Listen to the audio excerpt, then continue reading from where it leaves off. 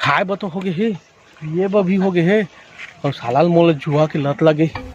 जुआ वो थोड़ा थार मिल जाती कहूँ मिले ना तो बनी जाती जात हूँ काकड़ों में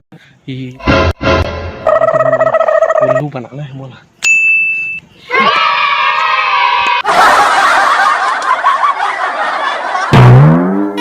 साहब वही मोर मेरा ना तुम्हारे बारे में भारी चारी होती।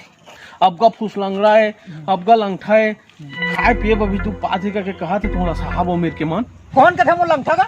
अगर मैं चाहा ना तो पूरा गांव खरीद दी। हाँ कौन मना 10 करोड़ रुपए हवाई अभी ओ मला ना पता नहीं मोर 85 एकड़ भी जमीन हवाई। साहब ये है ना तो भिखारी है तो मस्का लगा थे। चुप तो रहे साहब तू ओकर बात को मत रह। बोला ना ये भिखारी चना की झाड़ में मस्का लगा थे।